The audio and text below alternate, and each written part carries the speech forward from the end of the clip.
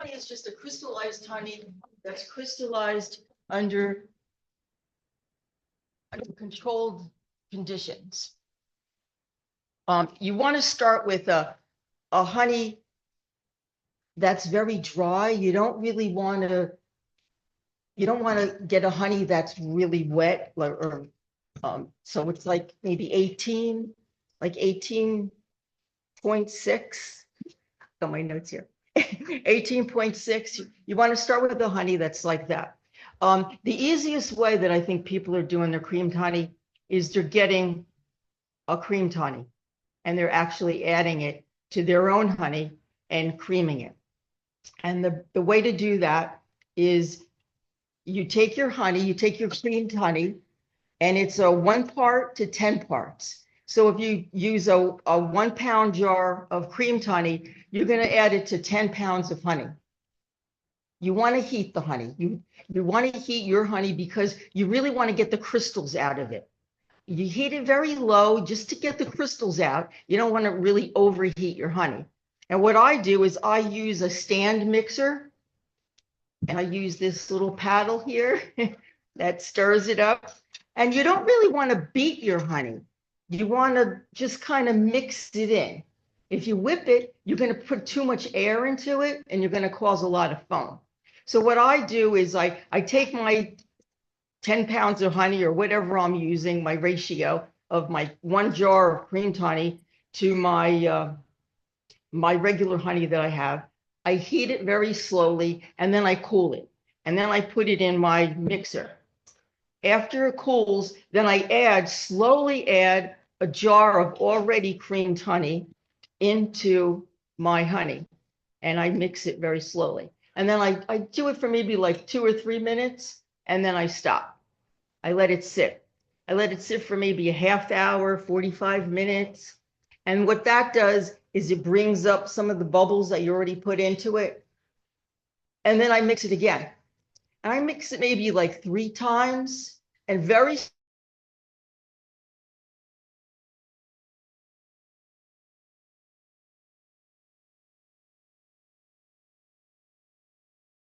mixed. What I'll do is I'll take it out of the mixer and I take a piece of parchment paper and I just lay it on top of the honey, the creamed honey. And what happens is overnight, all of those bubbles and all of that foam that you have will come to the top. And usually I don't get too much. You don't really want to put a whole lot of cream. You don't want to put a lot of the bubbles and the foam into it. Some people like that. Some people actually like the foam on top, but it's not really the proper way to do your creamed honey. So I put that on top and I just leave it overnight. And then the next morning I'll get up and I cover it and I pull this off. And when I pull this off, it takes off most of the foam and the bubbles. Then I pour it into my bottling pail and I bottle it. I bottle it into these jars, just like that. And if you see, it's a nice uniform color. And also, watch, I can't get this open now. Here. It shouldn't pour. It should just stay. And it should be nice and smooth on top.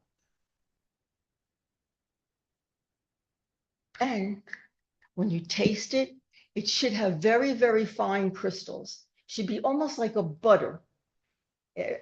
Not like that chunky crystallized stuff. Usually the honey crystallizes at different rates, and it's the glucose to the fructose, the ratio of the glucose to the fructose. And usually the higher glucose honeys will crystallize a lot quicker, and your higher fructose honeys will crystallize a lot slower. Like Tupelo, for example, is very high in fructose. It takes years before it crystallizes. In Jersey, when we started doing our creamed honey, we used to pollinate the blueberries, a blueberry farm. And I found that honey that we got from the blueberry farm was very quick to crystallize, and it was very, very smooth. And that's what I used for my creamed honey all the time. And it was perfect. Now, when you do your batch of creamed honey, you always want to save some. You always want to save some at the end, maybe a couple of pounds, depending on how much you want to make. And that's your seed. That's your seed for your next batch. So you can just keep doing it over and over and over again, using the same honey. It's kind of like sourdough. When you do sourdough and you add to it and you make more, it's kind of like that. And yeah, so that's about it. Oh, and then you want to chill it. I'm sorry. You want to chill it quickly. You want it to crystallize to that very, very fine crystal. So then after I bottle it, I chill it. Sometimes I'll put it in a basement because the basement is about like 57 degrees. I think that's their prime temperature for crystallization. We used to have a little refrigerator and we used to set it for the temperature, and I used to put all my creamed honey in there. But this I just put in our basement and it seemed to work really well. And then the other thing that I want to talk about is okay. Honey ever separate? And if so, it shouldn't. It shouldn't. It should be uniform. It should be uniform, and it shouldn't be crystally. It should be nice and smooth, because that's the whole point of it, is you're creaming it. The Europeans really like the creamed honey. We did a Norwegian Christmas festival one year, and that's all they wanted was and they were calling it set honey. And at first I wasn't sure what's set honey, and I realized it was creamed honey that they really like. You have a question? Yes. If you didn't have seed crystallized honey to seed your honey with, can you still do it with? Yeah, you can. You can. I have.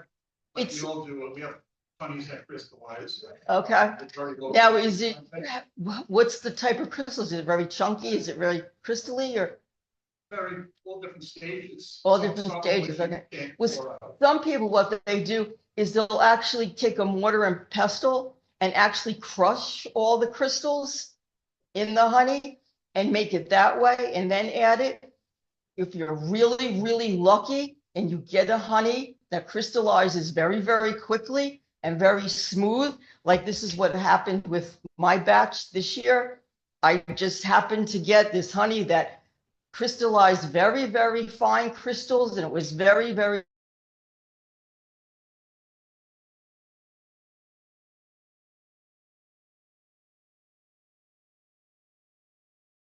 like the taste of honeys are different. The crystallization is going to be different depending on the nectar source that the bees are collecting. So it just depends. And like I said, in Jersey, I found the blueberry was our go-to for the creamed honey. Maybe I wasn't paying attention, but you said there's like the second phase was you heat the honey. Yes, you want to. The reason why you're heating your honey is because you don't want if you have a really chunky crystallized honey, I mean, if you have a honey that's starting to crystallize and it's very chunky, well, if you put your seed into your honey,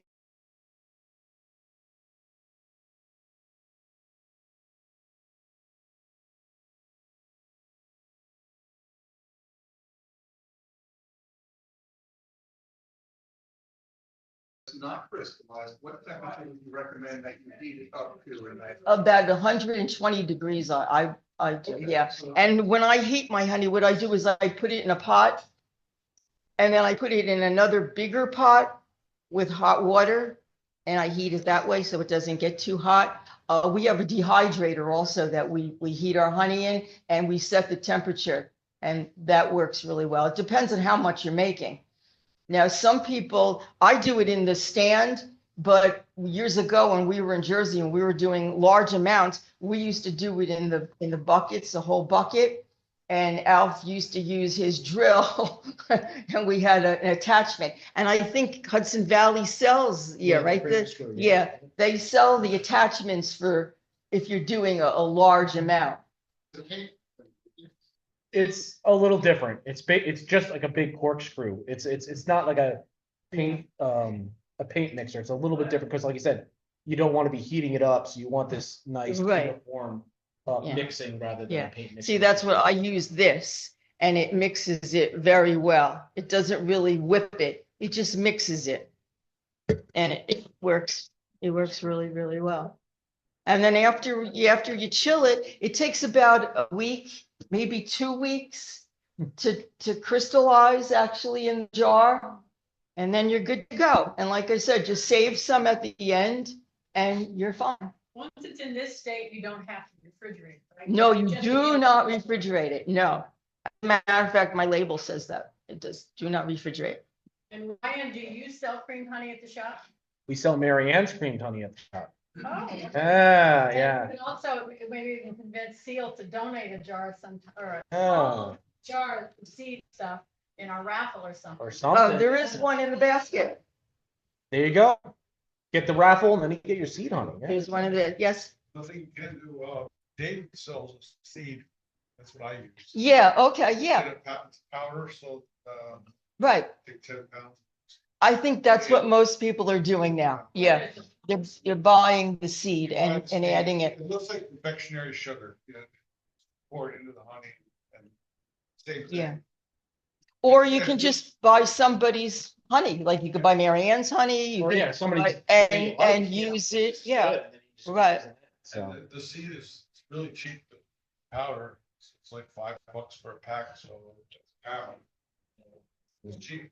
It's cheap, yeah, yeah. And you can do a large amount, okay? So that's cream honey. Any other questions on cream honey? No, okay. I have a taster here, so everyone can taste it afterwards. Well, another thing is infused honeys. Now, New York, up until last year, like July of last year, you weren't allowed to really put anything else in your honey, just honey.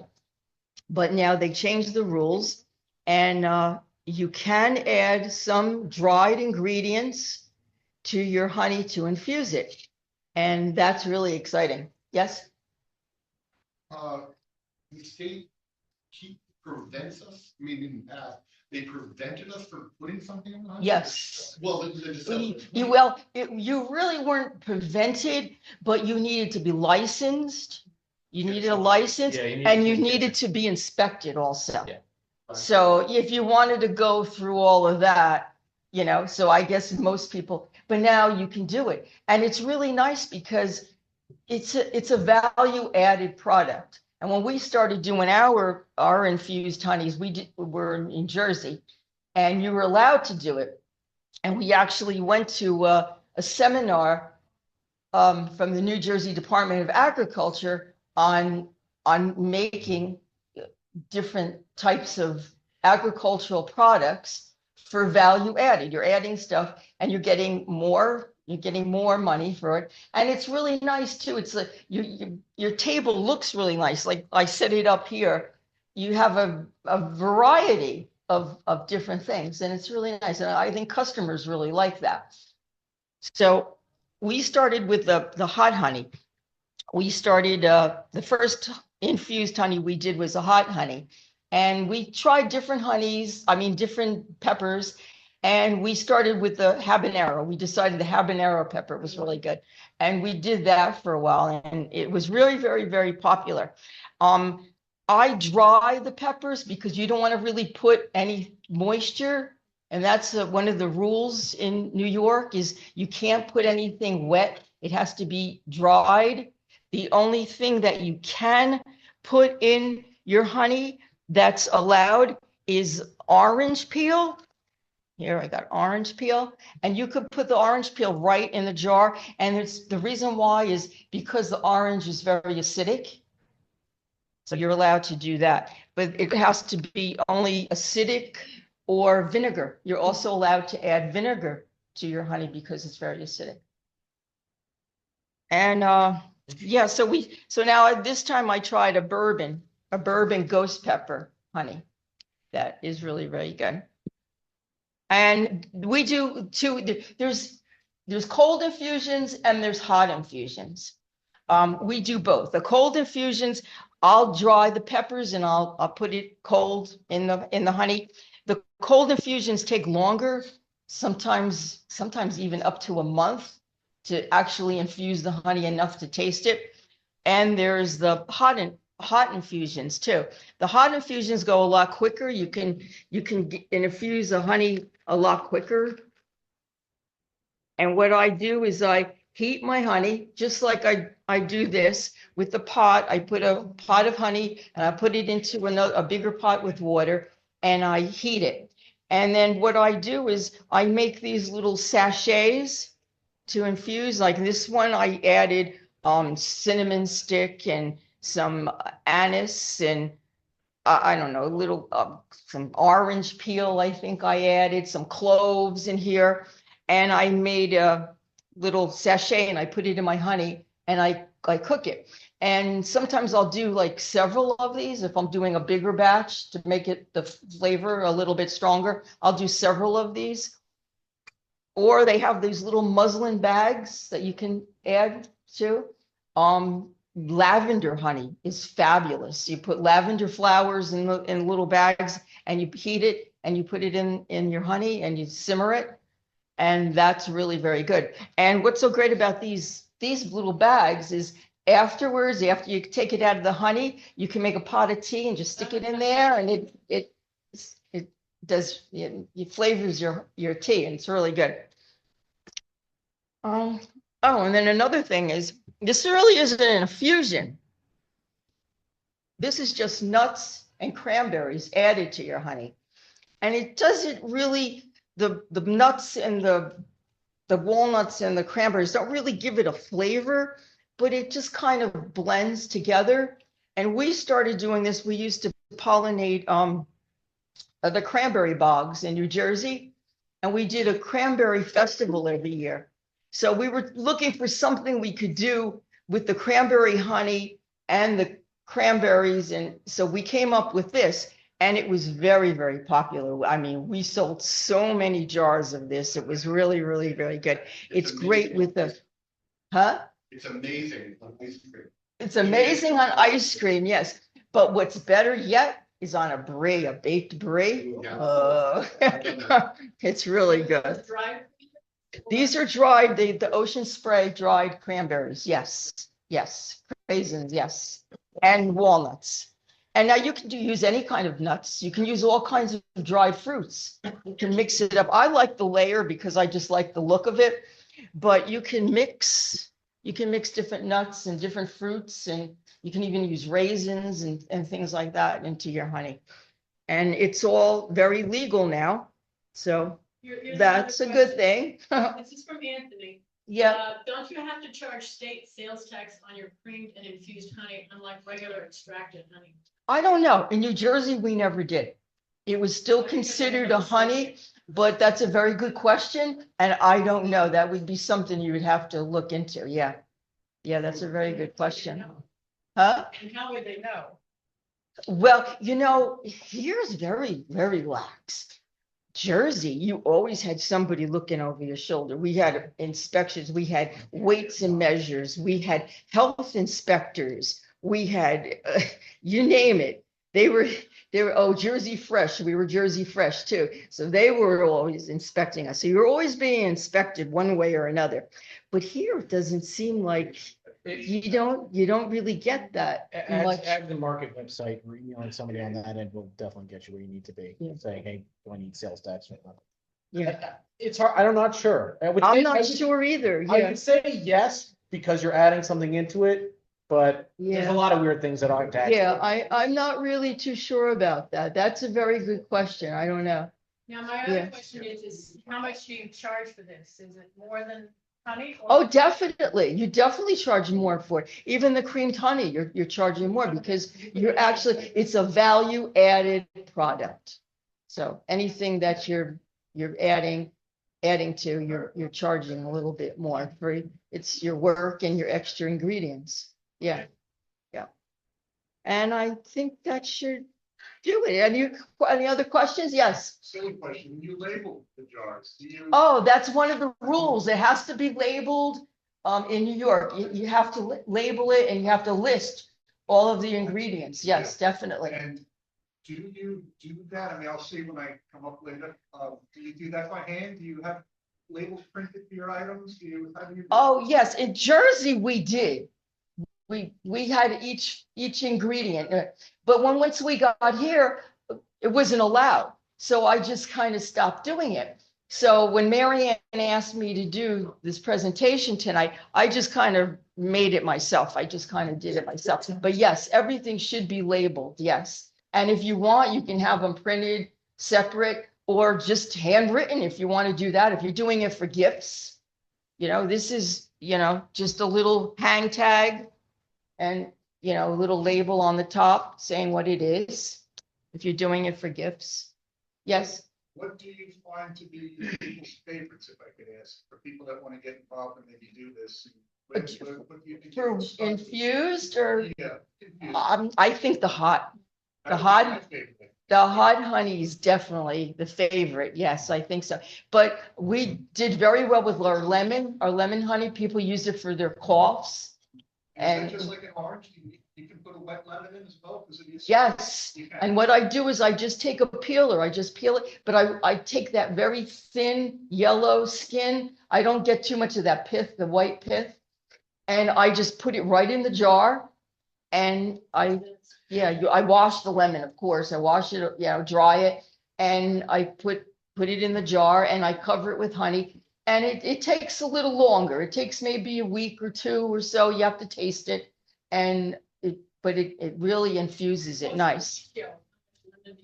I experimented with a lot of different things, and I used to do a 1 pound jar, and I used to do 4. I used to do 4 long peels of lemon in each jar, and it worked out perfectly. But you have to experiment with it. If it's a smaller jar, you might just use a couple. Yes. When you're infusing with the habaneros, do you do it both ways with the seeds and without the seeds? Or I use the seeds. We use the whole thing. Yeah, we dry them first.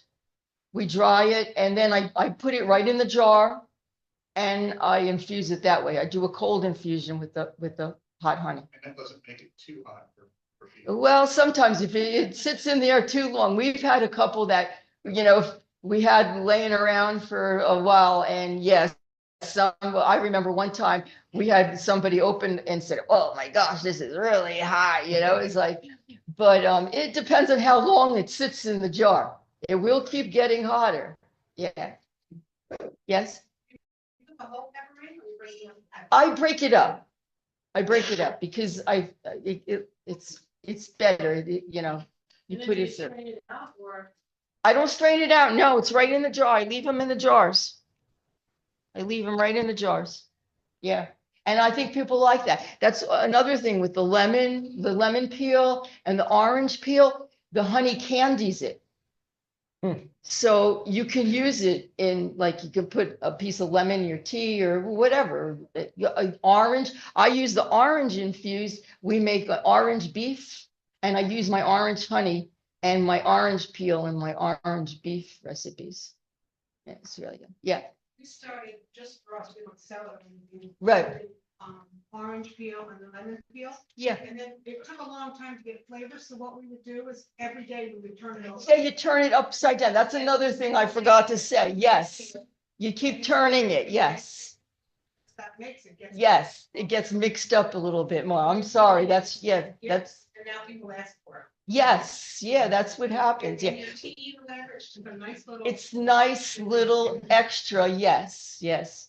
And it makes really nice gifts, especially for the holidays coming So up. we could, if we wanted to do this just for ourselves, I could take. Oh, a yeah. can of honey and I could add my lemon peel to it. Each for myself. Yes, just for yourself. Yeah. Why not? For some reason, Yeah. turning it made a big difference. I guess it missed it. Yeah. You can do that. Yeah. It's infused, yeah. And it's limitless. I mean, what you can put in it is incredible. You can do mint, lavender flowers, I think is my favorite. And that's a hot infusion. And same thing. I put the lavender flowers in my little bags and I infuse it that way. And I think that's one of my favorite honeys is the lavender. It's excellent. And I made lavender cookies one time and the kids loved it. And I used the lavender honey. It was really good. Yes. Hot infusion, you bring the honey to, would you say 120? So. The hot infusion, yes, yeah, Temperature. yes, you have to heat it, yeah, you heat it. And, yeah, and you just, and depending on how much you can just put your dried material and everything right in the honey. But then you have to strain it, and I just find this is a much easier way to do it, because you just take it right out, and it's just much easier. And like I said, they could put in tea, flavor your tea with it too afterwards. Any other questions?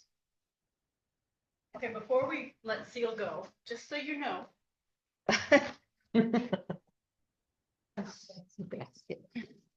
this is her contribution tonight to the raffle. Mhm. And walnuts and cranberries, warm spiced infused honey, bourbon ghost pepper infused honey, orange infused honey, and then her cream honey. So be part of our raffle. Thank you very much for donating. Can't beat that, that's for sure. Thank you, Ceil.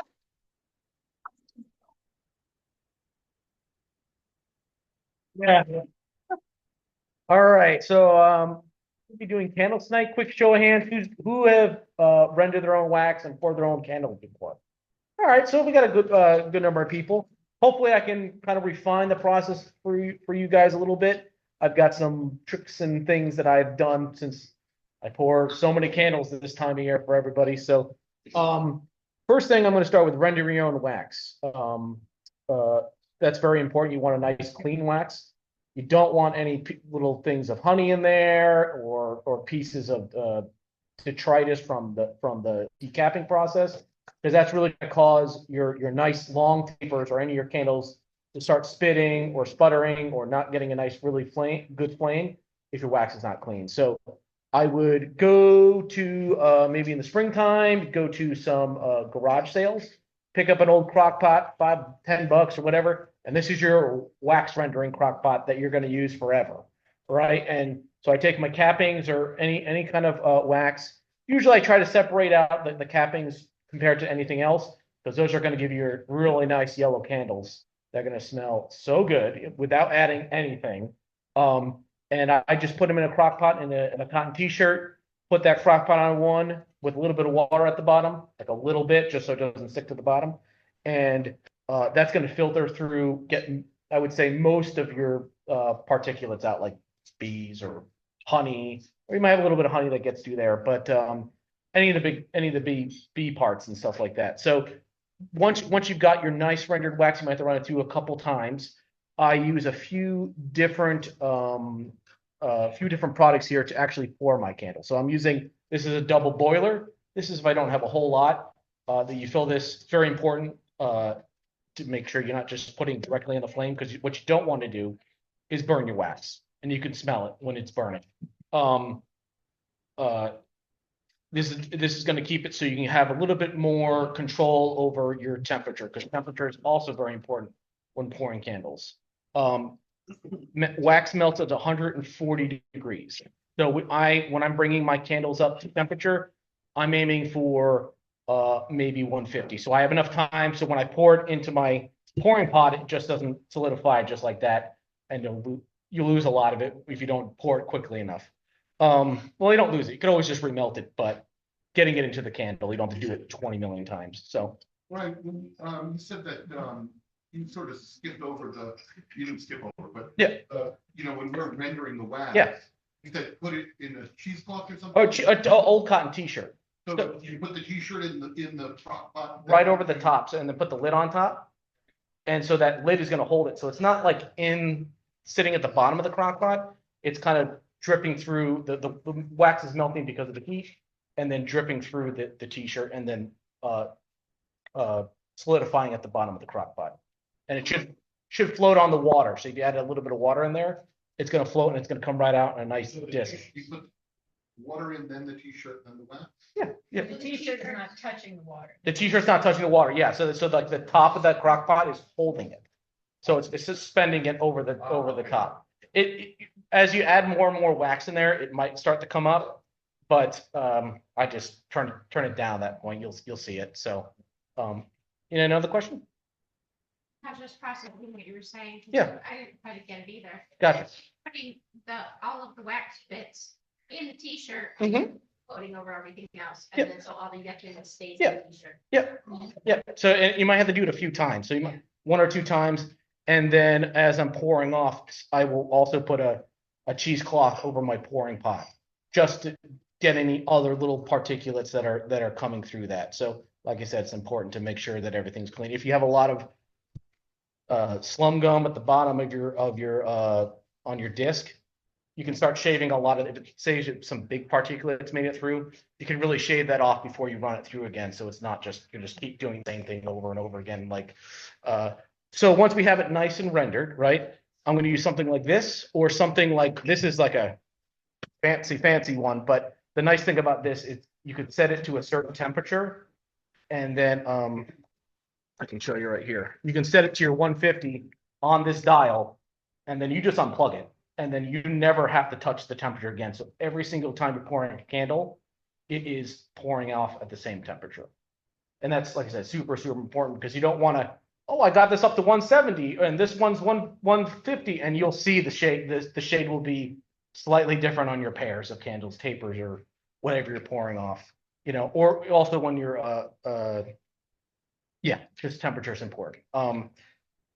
So after we've brought it up to temperature, it might take a little bit depending on the where exactly you're doing it, right? So if you're doing it in a cold basement, it's going to take a little bit longer than you're doing it in your kitchen. I would also prep everything. Make sure you put paper down, because it's not the worst thing to get off, but it is a pain to clean up. So don't want to be ruining any of the nice furniture or any of the nice plates, because that's why you want to get your own separate stuff for doing this. So once you bring it up to temperature, like I said, I put a cheesecloth, or if you're really having you think it's a little dirtier than we want it, loose weave muslin is even finer than cheesecloth, and that's going to get every little thing. The problem with that is you got to kind of go slow when you're pouring it off, because if you're reusing the muslin, it's gonna clog up a lot easier with all the little particulates and stuff. So once we get it through nice and clean, some people are like, oh, I'm gonna put it under here. I'm gonna put it right here like this. I'm like, no. You don't want to be moving this mold, because you're gonna fill it up all the way up to the top, right? You're gonna fill it up so it's that surface. Oh, we got a question in the back. The temperature that you heat the wax Mhm. up to, does that like mark in how much? I've noticed when the wax cools, it leaves a void. Yeah. So Does that change if the temperature that you heat it to is higher or lower, the void that is left? yes. So exactly. That's why I'm only getting it up to, like I said, the melting point of wax is 140. Sometimes I feel like 140 is right on the edge of it being solid and it being a liquid. So I do it 150, and as it cools down, right, as you're filling up this mold all the way to the top, you see that shrinkage that comes down. The hotter that is, the more that it will shrink. So it will also create cavities at the bottom of your candles.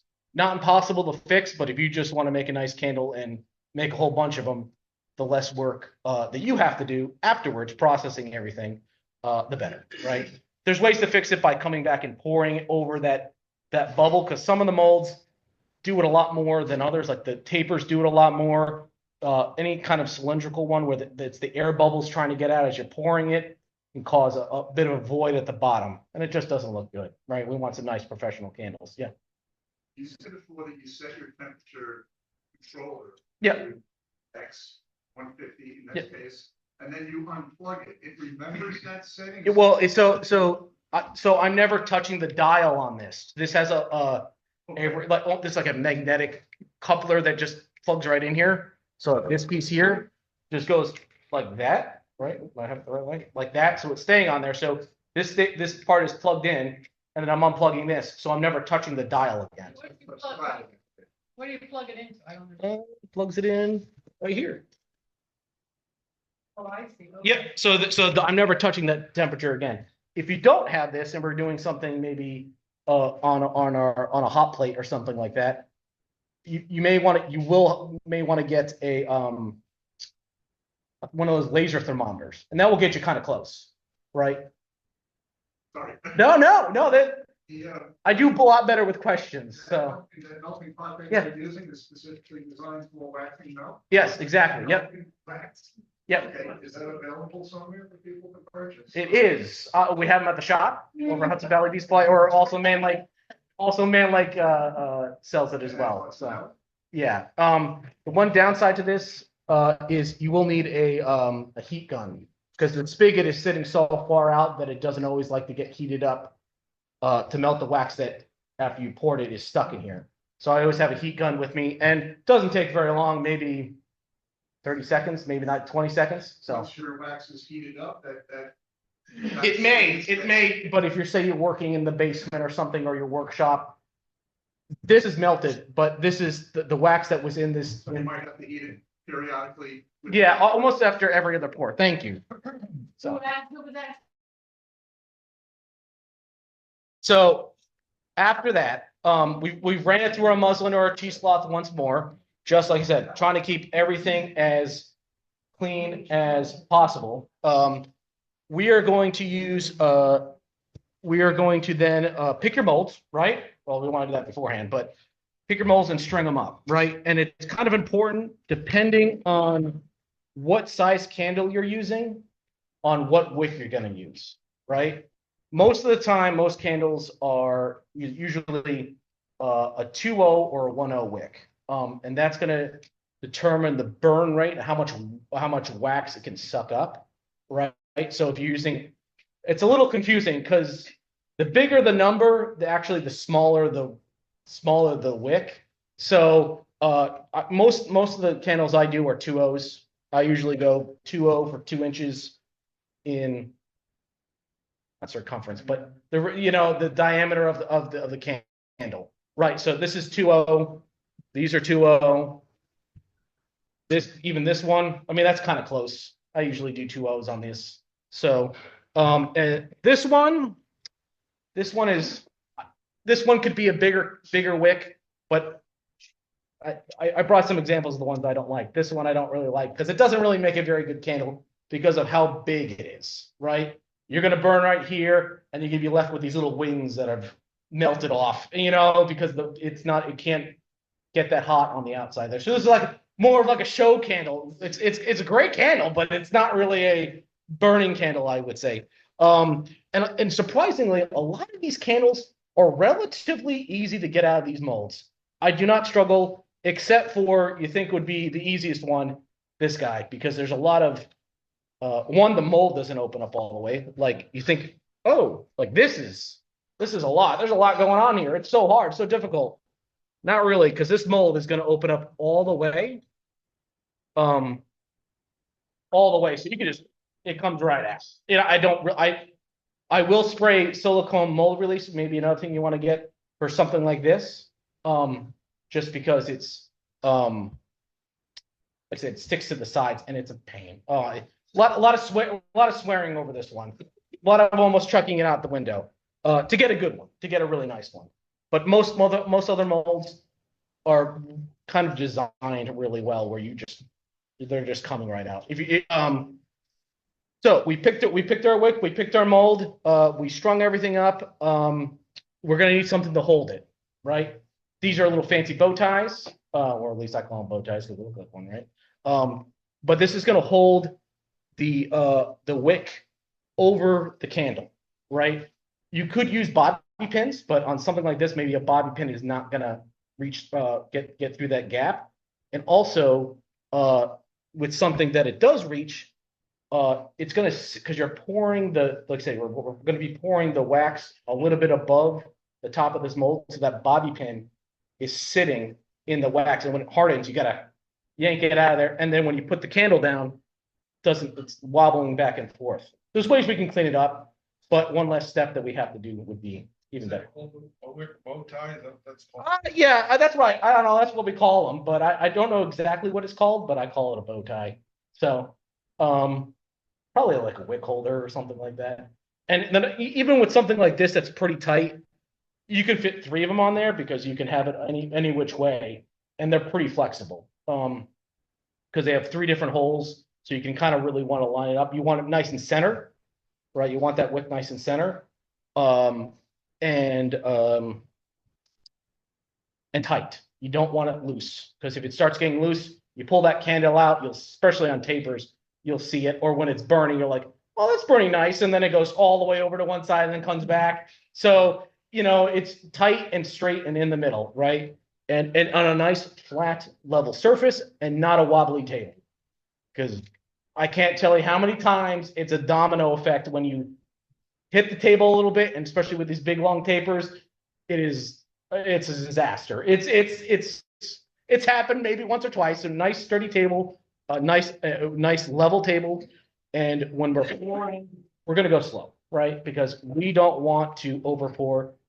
Not the end of the world, but it just creates a nice big mess. So we have everything, and when I'm pouring, you know, I'm pouring down there like this, and then right till like the surface tension is holding the wax, just perfectly, because we're going to have a little bit of shrinkage when it cools. So it will look like it's over the mold, but it's really going to shrink down to be nice and flat. You do a few of them, you kind of get the hang of it. Let's say just go slow, and if you under pour or mess something up, you really can't, because then it just goes back into the pot, right? Oh, I wasted 2 cents worth of wick, and it goes right back in, right? So there's really no harm in experimenting and just getting it just don't make a mess, because yeah. Everything else. Oh, so as far as finishing it, so we want to let it cool. Bigger candles, thicker candles are going to take longer. I don't really put it in the refrigerator, because I just like to let them sit as is. Some people put them in the fridge, and that's going to cool down quicker, but sometimes it could mess with the texture of the candles, especially with the not so much these textured ones, but like the tapers and stuff like that. It will be all weird. I can't really explain it, but it won't set right, because the outside is cooling quicker than the inside. So it's hard for me to explain. But once we got that, so thicker candles are going to cool slower than thinner candles. So sometimes you can bang these things out in 20 minutes. But really, oh, we got a question in the back. Just wondering, are bubbles? So what do you feel about? It could be, yeah. So that's why we want to pour kind of slow. Also, if we bubbles can be a problem. It's more the problem with, like, say, these cylindrical candles when it has a smaller. They're almost kind of the same size. Where this one, like this one, I normally don't have candles with, because the bottom of this, it's the top of the mold, bottom of the candle, is it has enough area to let the air escape. So pouring slow. Also, when I'm pouring like the big blocks, sometimes that the beeswax letters don't come out perfectly, is usually because I just need to agitate it a little bit. So any bubbles that do form are kind of broken up, and they're not just sitting there when you pull it out. You don't get the nice, it's bees, maybe it's like B with one E, because there's a big bubble that formed when I was pouring it. So I know normally it's only the bottom of the candle, but we can fix it pretty easily. So after we let them cool, we pull them out. And then you may also want to get a hot plate. Once again, this is just for candle making, where it's going to get ruined because it's going to get coated in wax, and a frying pan, or something like a small little pan that you can put on your hot plate, so you're not putting the candles directly on the hot plate. And parchment paper works great. Yeah, anything like that. Yeah, we use like butcher paper to coat everything in. So then any spills I do make, I just pull it right off, throw it right back in. You know, you're never throwing anything away unless it's really bad. And we'll get to that. So we've let them cool, and then we have a hot plate with a frying pan on it, and this is just so I can finish my candles. So when I'm heating the bottom of it up, I'm not letting it sit on there for very long. I'm just trying to get a nice, you can kind of feel it, a nice even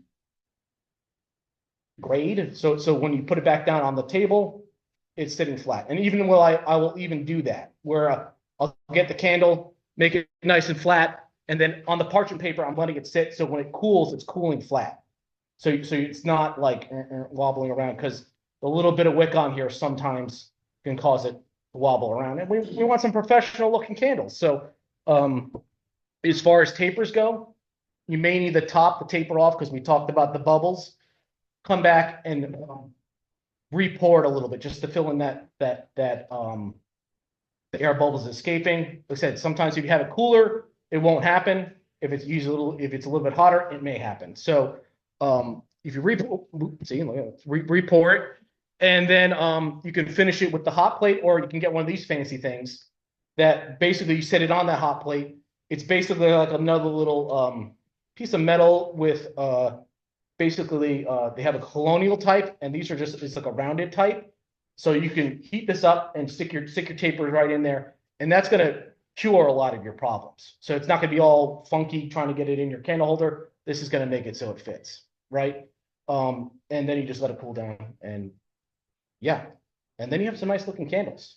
Are those the base formers that are fluted? Yeah. So this one's a base former. It's not. This one's more rounded. The other one has the fluted edges around it. I like that one better. But this one works. This one's actually, we did this one recently, and it's really nice. I don't have too much experience with dyeing candles, but it's basically the same thing. That's kind of it. Your imagination's kind of the limit on that stuff. Use all cotton wick. It has to be it's square candle wick. Yeah, it has to be a certain type of wick, or it doesn't wick properly. I'm not too much of an expert to get into that, or what type of wicks is why is the way it is. The problem I've had is Yep. a lot of times I have few molds like the big brown one. Yeah, After a while, the flame drowns in the wax. Yeah, yeah. It doesn't, the wick is not. you also might be using too small of a wick. That could be also a problem too. If you use like a four row on this, which is smaller, it's not going to be able to pick up all the wick, all the wax that's melting. So maybe try a one. I don't know. You have to check what you have at home, or just like, usually wicks are not too expensive. But it's square braided. Like this one's a really big one. Like this is supposed to be a 24-hour emergency candle. If I put this one on this one, it'd probably be maybe half a day, because it's so much, there's a lot more wick on here. It's 36 braided. So it's a bunch of little ones braided together. So any other questions? I know I'm kind of all over the place. I kind of rushed through everything, but. And also, if you want to, some of the things he's talking about, there's 12 pages in the Better Be catalog. And there's even one thing, which wick to pick, and it gives you diameters and stuff like that. So if you want to just pick this up for information. Nice and easy, right, all right there, so. And then you go to Hudson Valley Bee Supply and talk to Ryan and go, well, I thought about this. Yeah, and I also don't have too much of experience with like jar candles either. I find if the opening of that jar is not big enough, it's not going to be able to suck enough oxygen in there to make a good candle. So some people use like a yogurt jar. I've seen them work well sometimes, but you may need a bigger wick or a bigger, wider opening on that jar. So like a wide mouth canning jar or something like that would work better. But once again, I don't have too much experience. All I know is when I did it, it was like a little teeny little flame because it's putting out hot air, but not being able to get the oxygen in there to really make a nice flame. So sometimes they have special candling jars that are wider, because when you buy those paraffin, those big 3-wick paraffin things, those things are huge because they need that oxygen to come in there and get those flames nice and big. So I'm new to all this. How do you use the discs bonus? Okay. So I've heard a lot of different ways. The way I do it, I stick it on there, pour it, and then readjust it as needed. Right. So if I need to center it, so it has a little like a little imprint of where it should go. So I'm putting it on there and then pouring the wax over it. And sometimes air will. No, I'm just putting them on there. They'll sit up kind of, maybe not crooked, but they'll sit up relatively straight. But when you pour it, it might come out of alignment, but it's still liquid. So you have enough time to kind of like recenter it and make it nice. I was reading some of the books and they're telling you to like stick a pin in it and then stick the wick through that hole after your candle's like the candle's done. But I feel like that is way more work than I want to do, right? you're really just adjusting it to be in the center. That wick's gonna stand up straight, it has zinc in it to make it straight, so. They're not, they're great too, and they burn for quite a while, so. Yeah, any other questions? I know, like I said, once again, I know it was kind of all over the place, so. Nope, good, yeah. Going once, going twice, sold, okay.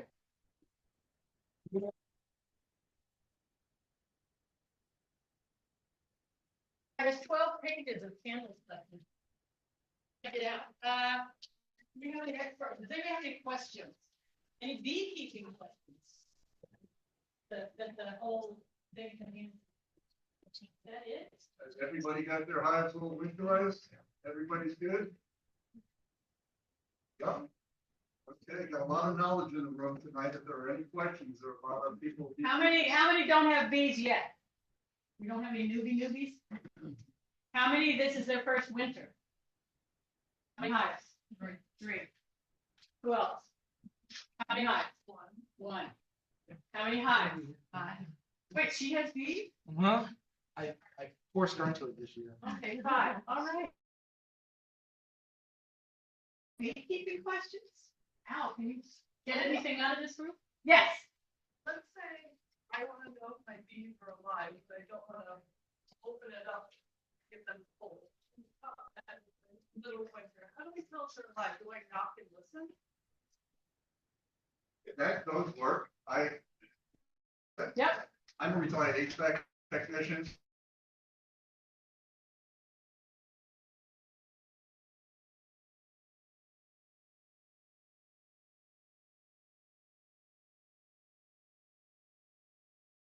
Find if I just put that meter, that thermistor in the top.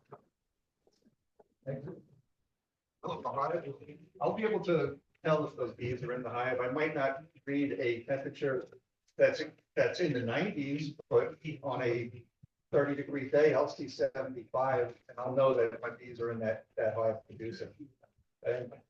And also, my daughter, she was heading into the medical profession for a little while, and she had some stethoscopes, and I find that to be a very easy way to do it. Just put the stethoscope on and put it right on that top hole, and you will hear those bees buzzing, because they're in there buzzing trying to keep warm, so it's very loud. We also have 2 thermal cameras that you can borrow. I think the caveat to that is if your hive is wrapped really, really tight, it may not read through it, but it reads heat signatures. It's also very disappointing when you see it by month dwindle down to a quarter size Yeah. swarm. My So, hives are wrapped, and my thermal camera doesn't read. Yeah. Cozy, if you will. Yeah. So I find listening and the little temperature thermistor to work very well. good question. Good question.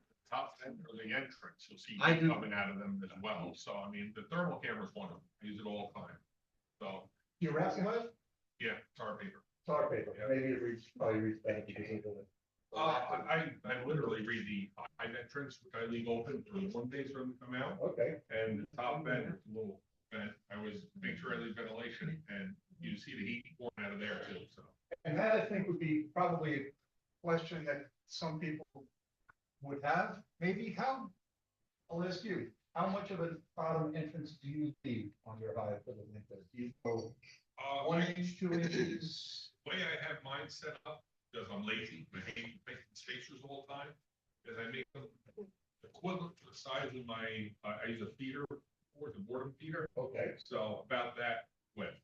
okay. So when I take the feeders off, I just put a plug in, and there's an entrance about, so it's probably 2.5 inches. And that's probably a good width. I'm gonna take a guess simply for when you want to go in and clean out the dead bees, that if it's maybe too restrictive, you wouldn't be able to get a tool in there to pull the dead bees out. I also quite often with toothpicks or popsicle sticks on the inner cover to prop that up a little for additional ventilation. Okay. So as well as insulating board on top, so it doesn't seem to, and I just do it on the one side, so it doesn't seem to allow too much wind to enter. Okay. And Also, I was the exception last year, but I had like 95%. Well, That might be something to it, but you gotta play with it, figure it out on your own. Martin has a, Another expert up here. So just for the entrances, we leave ours wide open, whatever size the colony is, it's wide open. But the stethoscope, I used to use a stethoscope and I found that if you have two colonies on one stand, you can hear, if one dies out, you can hear the other colony. If it's on like a wooden stand, the vibration transmits to the other colony. So be careful with that. And I would just go to popping them open and look in.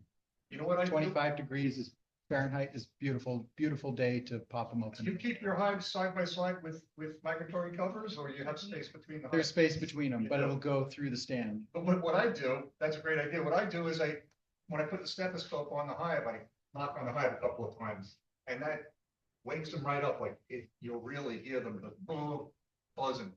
So, but I don't recall ever really hearing another hive, but I could see that being an issue.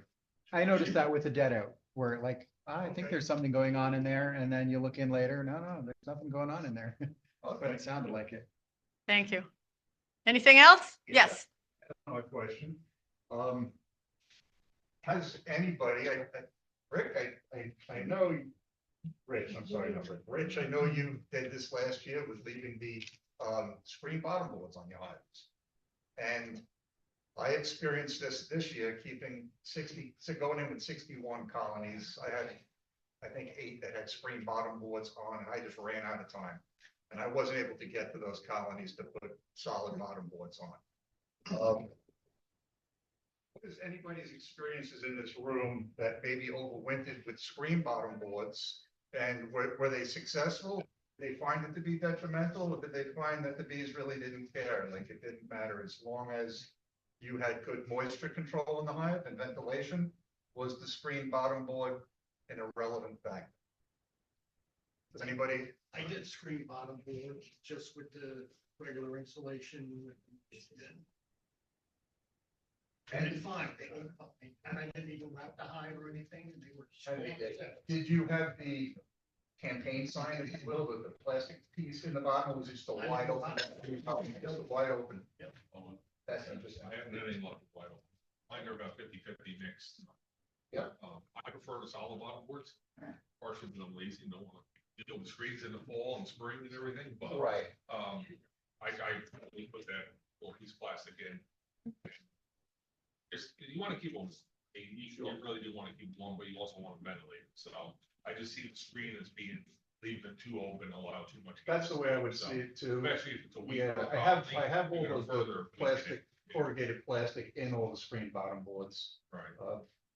And I prefer the solids in 2026. I think I'm gonna just take the screen, maybe. Every time I talk to one somebody by about one, these, if you will. yeah, every time I talk to somebody, I tell them the same thing. You can send me the sure. same question, you can get 12 different answers. So you gotta find what works for you though. And it's Absolutely. trial and error. It really is. Absolutely. I had last spring, I lost some more bees than I should have. I think the ones that were on the screen bottom boards, I lost more. And I didn't keep a good track of that. But I went back, unfortunately saved all the old solid bottom boards that I had replaced, 15 years ago. With screen bottom boards, because with the Varroa problem, that was the way to go. Either all the Varroa mites would fall through the screen and go down, and I couldn't get back in the hive. And because we were kind of desperate at that time to figure out what we could do. So I had gone to almost all screen bottom boards, but I just put the old ones away, and I got them all out now. And I have to get some new ones because some of the old ones were really kind of funky. But I'm going all back to solid bottom boards too. I think, yeah. Yeah, I did the same thing. Unfortunately, I cut holes in all the bottom boards.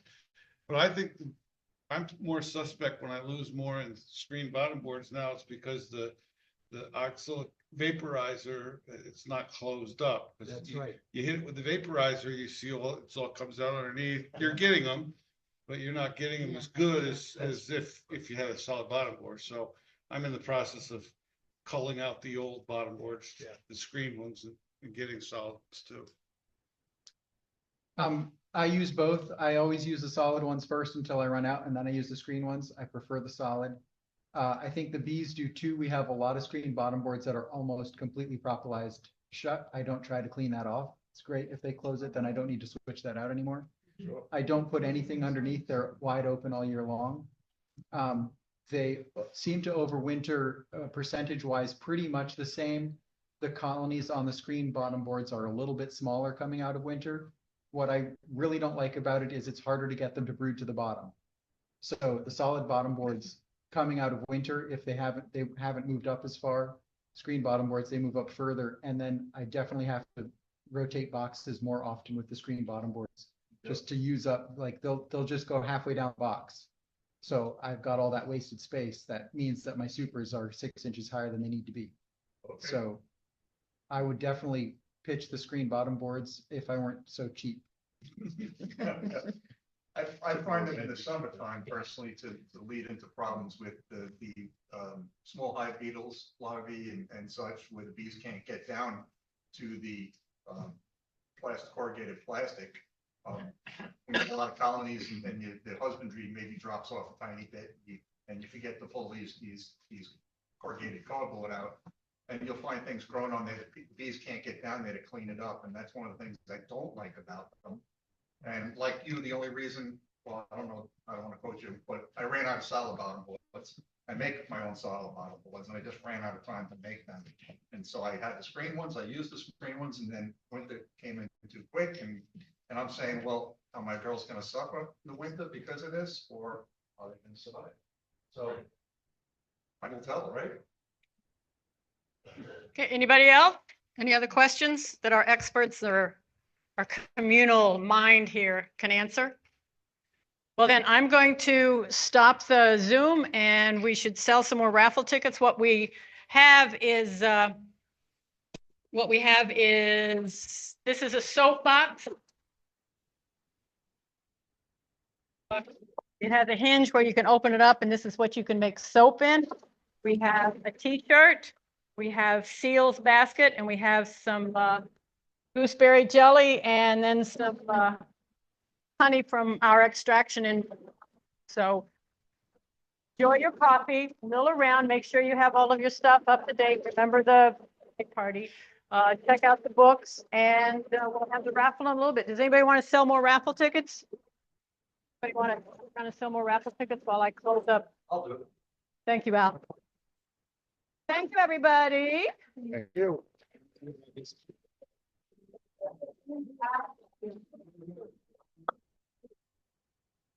A little last minute, so I was kind of rushing through. So I was kind of all over the place.